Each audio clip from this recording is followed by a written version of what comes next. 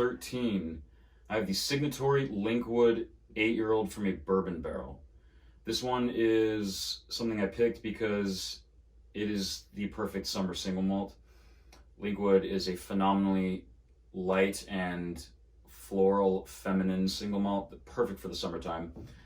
And this one is actually quite similar to the Mortlach I reviewed a couple weeks ago. Also 8 years, also from a bourbon barrel, from really the same series that came out about 6 months ago. Not 6 months ago, about, a year ago. And I think it's another great younger representation of what Linkwood is capable of.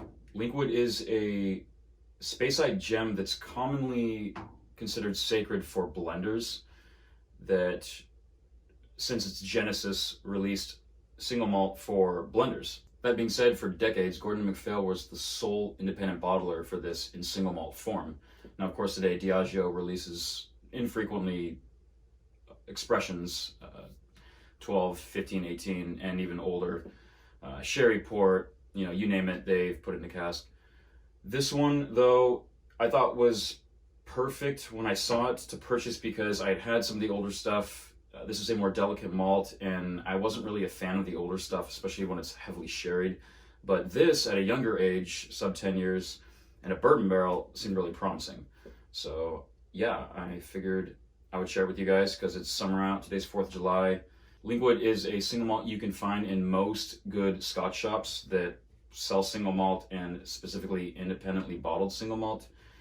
It's pretty common to find a Linkwood or two.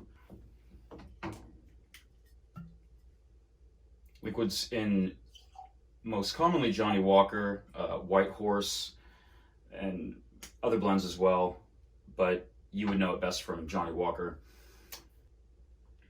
On the nose, insanely floral, white floral notes. It's like summer in a glass. Granny Smith apples, fresh cut kiwi, honeydew melon, lots of green fresh fruit. It's got like white rose, hints of potpourri, light notes of vanilla and honey, definitely from the bourbon barrel. I mean, quintessential summer single malt. Interestingly enough, Linkwood does peated and unpeated maltings. So that means that they, based on what it's going to be used for, which blends are going to use it, they will peat it or not peat it. This one is very, very lightly peated. So there would be certain Linkwoods you might find that have no peat in it, which makes it really, really versatile and interesting. I mean, you get just kisses of peat, not phenolic, not Lafroig, think the opposite. I mean, you get the peat, but there's no iodine, there's no medicinal qualities. Really, really nice structure and balance. And the palate. Medium in body, really nice oils, light and effortless. You get more honey-covered Granny Smith apples, like, caramel dipped apples, but this one's dipped in honey. You get white rose water, really clean, again, non-phenolic peat. It's just like if you were to smell peat, it's not like just saturated peat, but it's not intrusive, and it's not the first thing that hits you in the face. You get all the other layers and the other notes, the bourbon notes, and then there's the little peat, which is really, really nice. Just beautifully floral. The finish, I would say, is medium as well. You get some preserved raspberry compote. It's not fresh, but kind of like a raspberry preserve.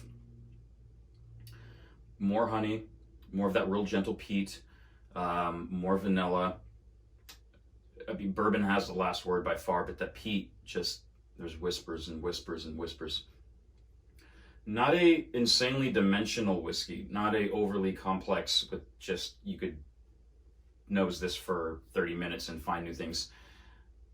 But again, I would say more of a learning curve single malt. This is one where you want to explore really what Linkwood has to offer from its house spirit.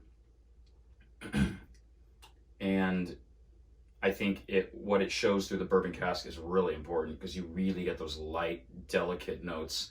And it shows you why they use this for blends. They would have the heavier blends, for example, Johnny Walker, Mortlach. They would use Cragganmore. They use Kleinlich. You know, there's a number, Talisker, because again, think Diageo, what they own. And then there's the Linkwood side, the more feminine, the more softer side to help balance out a lot of those maybe bold notes. And that's how they make a lot of their blends. Linkwood is something I think is often overlooked and underrated.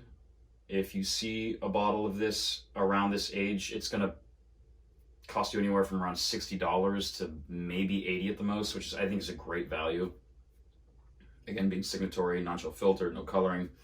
I would give this an 86. I think it's the perfect, again, summer single malt. This is something you can have outside when it's 90 degrees and it's not something that's heavily peated, that's going to rip through your palate and make you sweat just drinking it. It's just light, it's effortless. You can put it over ice and not feel bad. You could put it in a cocktail. I probably wouldn't, but definitely over ice outside with a nice cigar. Perfect single malt for that. Definitely earned the 86 points. I mean, solid B. And just a really great expression from Linkwood. Space Ice Hidden Gem. Cheers.